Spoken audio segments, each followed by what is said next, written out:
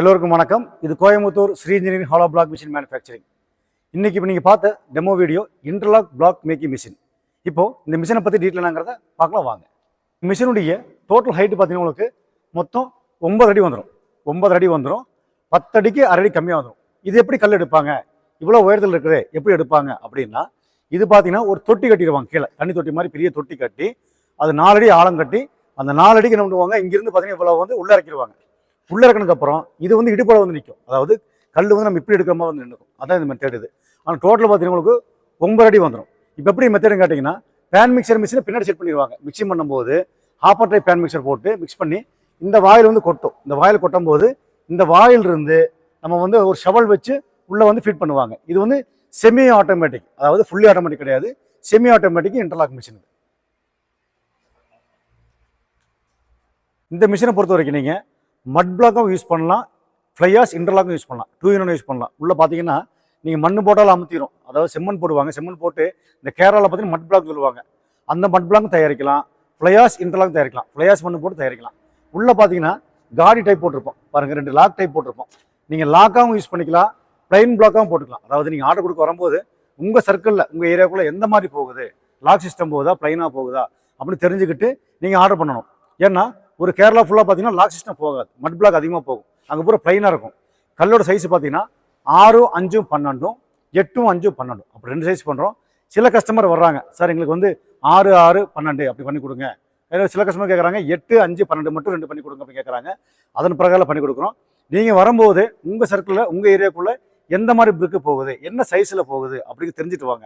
அதே போல் இந்த பெட்டோட சைஸ் பார்த்தீங்கன்னா நான் வந்து 2 அடி வச்சுருப்பேன். இதோட டோட்டல் ஹைட்டு பார்த்தீங்கன்னா கரெக்டாக 2 அடி இருக்கும். ப்ரெஸ்ஸிங் பண்ணும்போது கரெக்டாக ஒரு அடியாக மாறிடும். எப்படின்னா மேலேருந்து ப்ரெஸ் பண்ணும்போது ஒரு 6 inch ஆகும், கீழேருந்து ப்ரெஸ் பண்ணும்போது ஒரு 6 inch ஆகும். அப்படி என்ன ஆகும், கல் மேலேங்களும் ஹைட்ராலிக் ப்ரெஸ் பண்ணும்போது கல்லுடைய டென்சிட்டி ரொம்ப அதிகரிக்கும். என்ன காரணம் அப்படின்னு கேட்டிங்கன்னா, மேலேயும் ஹைட்ராலிக்கு கீழேயும் ஹைட்ராலிக்கு.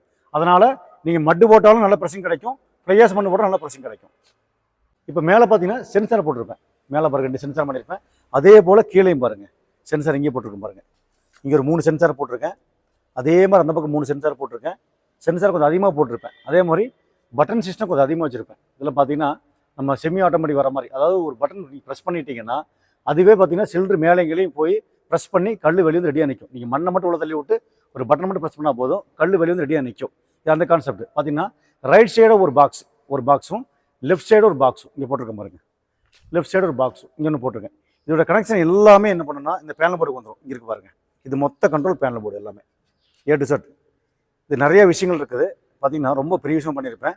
ரீசன் அப்படி என்ன அப்படின்னா, நாங்கள் இதை செட் பண்ணும்போதே எல்லாத்தையுமே கல் என்ன ஹைட் வேணும் கஸ்டமர் கேட்டுருவோம். சார் உங்களுக்கு கல் எவ்வளோ ஹைட் வேணும், 12 inch வேணுமா, என்ன வேணும் அப்படி கேட்டு செட் பண்ணிவிட்டு இங்கேயே அலைன்மெண்ட்டில் முடிச்சிருவோம். முடிச்சு பார்த்தீங்கன்னா இந்த ஒயரிங் மட்டும் நீங்கள் சைட்டில் போய் கனெக்ஷன் கொடுத்து ஓட்டுற மாதிரி இருக்கும். சப்போஸ் அங்கே போய் லைட்டாக கொஞ்சம் வேரியேஷன் ஆனால் கூடி என்னோட டெக்னீஷியன் அங்கே போய் அந்த என்ன அட்ஜஸ்ட்மெண்ட் பண்ணுமோ அதை பண்ணி அந்த கல்லை வந்து ப்ரெஸ்ஸிங் கரெக்டாக எடுத்து காமிச்சிருவார். இதான் அதோட மெத்தடு. இதோட ஒயர் கனெக்ஷன்லாம் இங்கே கீழே போட்டிருக்கேன். சைட்டுக்கு போகும்போது கரெக்டாக அவங்க ஃபிட் பண்ணி மாட்டிடுவாங்க. இது எல்லாமே கரெக்டாக ஃபிட் பண்ணி மாட்டிடுவாங்க. இது உள்ளுக்குள்ளே நிறைய விஷயங்கள் இருக்குது. பாருங்கள், MCB கொடுத்துருக்குறேன், அதே போல் எல்லாமே கவுண்டிங் கொடுத்துருக்குறேன், எல்லா விஷயமும் உள்ளே இருக்குது. இது வந்து 3 phase லைன். இது பார்த்தீங்கன்னா மொத்தமாக 3 phase லைனில் வந்து நமக்கு 10 HP மோட்டர். இதோடைய மோட்டர் பவர் இதுக்கு மட்டும் 10 HP மோட்டர் பவர் தேவைப்படும். மேலே பார்த்தீங்கன்னா சிலிண்டர் வந்து மாட்டிருக்கேன். மேலே பாருங்கள், அந்த சிலிண்டர் வந்து ஓஸ் வந்து வெளியே கொடுத்துருக்கேன். அதாவது மொத்தம் 4 பைப் போட்டு 4 ஓஸ் வெளியே கொடுத்துட்டேன். அந்த பைப்பை அழகாக வளைச்சி நேராக கொண்டு நிப்பாட்டிட்டேன் பாருங்கள்.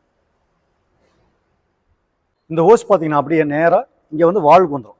இது எல்லாமே யூகன் வால்வ்ஸ் போட்டிருக்கேன். இந்த 4 வால்வ் போட்டிருக்கேன். இந்த ஹோஸ் கனெக்ஷன் எப்படி எல்லாமே இங்கே ஒரு பிளாக் இருக்கும். இந்த பிளாக்கு மேலே ஒரு யூகன் வால்வ் இருக்கும். இதுதான் மொத்த கண்ட்ரோல். ஹைட்ராலிக் சர்வீஸ் வந்து மொத்த கண்ட்ரோல் இங்கே பண்ணும்.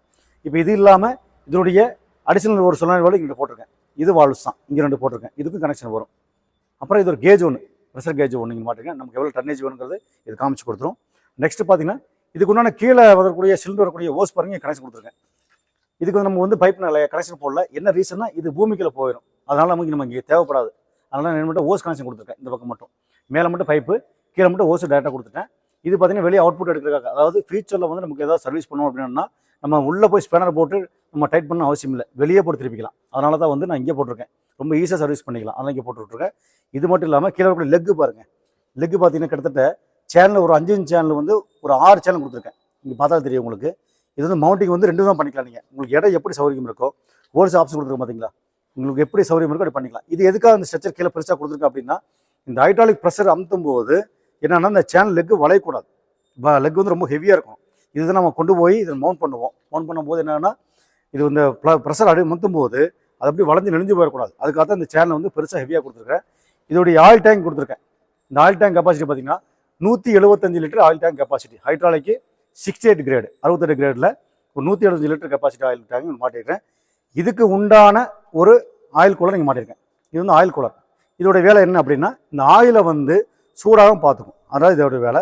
இது நீங்கள் வாங்கிட்டு போனதுக்கப்புறம் ஒரு இன்னும் ஒரு அவுட்டு ஒரு வாட்டர் லைன் பார்த்தீங்கன்னா ஒரு இன்னும் ஒரு அவுட்டு ஒரு பெரிய தொட்டி கட்டி ஒரு இன்னும் ஒரு அவுட் விட்டிங்கன்னா இந்த வாட்டர் வந்து சர்க்குலேஷன் உள்ள போயிட்டே வந்துட்டு இருக்கும். அந்த சமயத்தில் என்ன ஆகும், இந்த ஆயில் உள்ளே போயிட்டு வந்துட்டே இருக்கும். அப்போ என்ன பண்ணும், இந்த ஆயிலை வந்து சூடாகவும் பார்த்துக்கும். இந்த ஆயில் சூடாக என்ன ஆகுன்னா ஆயில் ரொம்ப லூஸாக மாறிடும், தண்ணி மாதிரி ஆயிடும். ஃபியூச்சரில் லாங் லைஃப் வராது நமக்கு. அதே போல் ஹைட்ராலிக்கு ரொம்ப ஸ்லோவாக வேலை செய்ய ஆரம்பிச்சிடும், ப்ரெஷர் கிடைக்காம போயிடும். அதனால தான் இந்த மெத்தடை போட்டிருக்கேன். நாங்கள் பண்ணக்கூடிய எல்லா ஃப்ளையாஷ் மிஷினும் இன்டர்லாக் மிஷினையும் பவர் பேக் பண்ணும்போது இந்த கூலரை மாட்டிடுவோம். இந்த கூலரை மாட்டால் நாங்கள் பண்ணவே மாட்டோம். ஏன்னா இது வந்து ஆயிலை பாதுகாக்கும். அதுக்காக தான் கூலர் போட்டிருக்கேன். இந்த கீழே சிலிண்டர் பார்த்தீங்கன்னா சிலிண்டருடைய ராட் டையா வந்து உங்களுக்கு 80 டையா போட்டிருப்பேன் கீழே. அதே போல் மேலே பார்த்தீங்கன்னா 70 டையா போட்டிருப்பேன். அதாவது என்ன மெத்தடுனா மேலே வந்து ப்ரெஸ்ஸிங் பண்ணும்போது 30 டன் ஆகும், கீழே ப்ரெஸ்ஸிங் பண்ணும்போது 40 டன் ஆகும் அமுத்தும். அதை எப்படி மெத்தடுன்னு கேட்டிங்கன்னா மண் உள்ளே போட்டதுக்கப்புறம் மேலேருந்து உள்ளே ஃபர்ஸ்ட் அப்படியே இறங்கி அப்படியே ப்ரெஸ் பண்ணி நிறுத்தும். அப்புறம் என்ன பண்ணும், கீழே சிலிண்டர் போது நல்லா ப்ரெஸ் பண்ணும். கீழே நல்லா ப்ரெஸ் பண்ணும்போது மேலே கிளியும் போது டைட் ஆயிரும். அந்த மெத்தடுக்காக. அதே போல் முக்கியமான விஷயம் என்ன கேட்டிங்கன்னா இது நாங்கள் வந்து சேனல் போட மாட்டோம். இந்த ஃப்ரேம் பார்த்தீங்கன்னா இங்கே பார்த்தாலும் தெரியும், சைடில் பார்த்தீங்கன்னா இது வந்து சேனல் போட மாட்டோம், பிளேட்டில் போட்டிருப்போம். இது வந்து 16mm பிளேட்டு. இந்த பிளேட் என்ன பண்ணுவோம், லேசரில் கட் பண்ணிவிட்டு இதுவும் உள்ளே கட் பண்ணிவிட்டு சென்டரில் வச்சு வெல்டு பண்ணுவோம். எப்படி என்ன ரீசன் அப்படின்னா சேனல் போடும்போது இந்த ப்ரெஸ்ஸிங்க்கு வந்து சேனல் தாங்காது. அதுக்கு என்ன பண்ணுவோம், கொஞ்சம் அகலமாக ஃப்ரேம் வர்ற மாதிரி இந்த மெத்தடில் போட்டு பிளேட்டில் போட்டு நாங்கள் வந்து மிக் வெல்டிங் அடிச்சிருவோம். அப்போ தான் அது தாங்கும். அதுக்கு அந்த கான்செப்ட்டுக்காக அதை போட்டிருக்காது. அதே போல் டை பீஸ் பார்த்தீங்கன்னா மேலே இந்த பீஸ் கிரேட் மெட்டீரியலாகவும் இது எம்எஸ் மெட்டீரியல். அதே போல் உள்ளே பார்த்தீங்கன்னா இந்த டை பிளேட்டு முக்கியமான விஷயங்க. இந்த பிளேட்டுக்கு இது பார்த்தீங்கன்னா ரொம்ப நாங்கள் கிரேட் மெட்டீரியல் வாங்கி போடுறோம். அதாவது இருக்கிறதே என்ன ஹை கிரேட் மெட்டீரியல் அது வாங்கி போடுறோம். என்ன ரீசன் அப்படின்னா அந்த பிளேட்டு பார்த்தீங்கன்னா சீக்கிரம் தேய்மானம் ஆகும். கல் உள்ள மென்னு உள்ளே போய் உள்ள சீக்கிரம் தேய்மானம் ஆகும். அதனால் என்ன பண்ணுறோம், அந்த மெட்டீரியல் கொஞ்சம் கிரேட் மெட்டீரியலாக வாங்கி பண்ணுறோம், நல்லா ஹை கிரேடாக வாங்கி பண்ணுறோம். என்ன ரீசன்னா நிறைய ட்ரைவ் போயிட்டு வரும். இப்போ சாதாரண முதல்ல நாங்கள் பண்ணக்கூடிய டைல பார்த்தீங்கன்னா சீக்கிரம் தேய்மானம் ஆகும். கஸ்டமர் சொல்லவும் நாங்கள் வந்து என்ன பண்ணோம், ரொம்ப ஆர்என்டி ஒர்க் பண்ணி அதில் என்ன போட்ட பெஸ்ட்டாக இருக்குன்னு பார்த்துட்டு இருக்கிறதுலே ஹை கிரேட் மெட்டீரியல் வாங்கி இப்போ போட்டுக்கிறோம். என்ன ரீசன்னா நிறைய கல் உற்பத்தி எடுத்துகிட்டே இருப்பாங்க, அது சீக்கிரம் தேய்மானம் ஆகக்கூடாது அப்படிங்கிறதுக்காக என்னால் முடிஞ்ச வரைக்கும் கொஞ்சம் நல்ல கிரேட் மெட்டீரியல் வாங்கி போட்டுக்கிறோம். அது மட்டும் இல்லாமல் இது லாக் சிஸ்டம் வந்து கொஞ்சம் ஹெவியாக கொடுத்துருக்கோம். பார் பார்த்தீங்கன்னா கொஞ்சம் பெரிய பாராக கொடுத்து கொஞ்சம் ஹெவியாக கொடுத்துருக்கேன். இந்த ட்ரிப்பு பார்த்தா தெரியும் உங்களுக்கு. போல்டன் நிறைய கொடுத்துருக்கேன். போல்டனுக்கு பார்த்தீங்கன்னா நிறைய கொடுத்துருக்கேன். சிஸ்டம் பார்த்தீங்கன்னா இங்கேயும் இருக்கும் நிறைய இருக்குது பாருங்கள். என்ன ரீசன் கேட்டிங்கன்னா அந்தளவுக்கு ப்ரெஸ்ஸிங் அமுத்தினால தான் இவ்வளோ ஹெவினஸ் நான் கொடுத்துருக்கேன். நிறைய கஸ்டமர் கேட்குறாங்க என்கிட்ட, சார் இதுக்கு வந்து எடை எவ்வளோ தேவைப்படும் அப்படின்னு கேட்குறாங்க. மினிமம் எவ்வளோ தேவைப்படும் கேட்குறாங்க.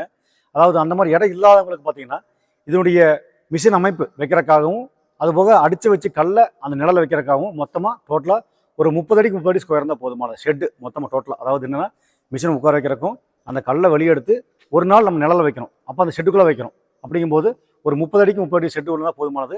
அது போக வெளியே ஸ்டோரேஜ் வைக்கிறதுக்கு நீங்கள் மண் கொட்டுறக்கு லாரி வந்து போக கிடமுன்னா அந்த மாதிரி இருந்தால் போதும். மினிமம் பார்த்தீங்கன்னா ஒரு 20 சென்டர் தான் பண்ணிடலாம். இப்போது இந்த மிஷினுக்கு டோட்டலாக போகிற பார்த்தீங்கன்னா மொத்தமாக 15 HP தேவைப்படும் 3 பேஸில். எப்படின்னா மிஷினுக்கு வந்து 10 HP ஆகும், மிக்சருக்கு ஒரு 5 HP ஆகும். அதே போல் மிக்சர் வந்து பேன் மிக்சர் வாங்கினா ரொம்ப நல்லாயிருக்கும். மிக்சிங் பண்ணுறது உள்ளுக்குள்ள வந்து 2 ரோலரு 2 கை இருக்கும். அதுக்கிட்ட இந்த மாதிரி மெத்தேடு. இதிலே பார்த்தீங்கன்னா நீங்கள் வந்து ஹாப்பர் டைப் போட்டுரும். சைடில் பார்த்தீங்கன்னா பக்கெட் இருக்கும். அந்த ஹாப்பர் டைப் போட்டிங்கன்னா வேலை செய்யறது ரொம்ப ஈஸியாக இருக்கும். என்ன ரீசன் அப்படின்னா இப்போ இந்த பேன் மிக்சரை பார்த்தீங்கன்னா மெட்டில் மிக்ஸ் ஆகி வெளியே விழுந்துடும். வெளியே போனதுக்கப்புறம் அப்புறம் திருப்பி மெட்டில் போட வரைக்கும் அந்த பேன் சும்மா சுற்றிட்டு இருக்கும்.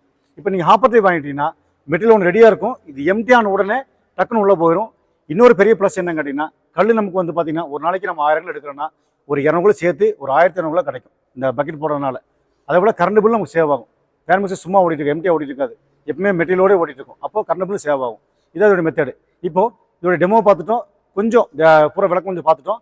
மேலும் இதோடைய ப்ரைஸ் டீட்டெயில் தெரிஞ்சிங்கன்னா டிஸ்கிரிப்ஷனில் என்னோட கான்டாக்ட் கொடுத்துறேன், எனக்கு கால் பண்ணுங்கள். இன்னும் தெளிவாக விளக்கமாக சொல்லித்தரேன். நன்றி, வணக்கம்.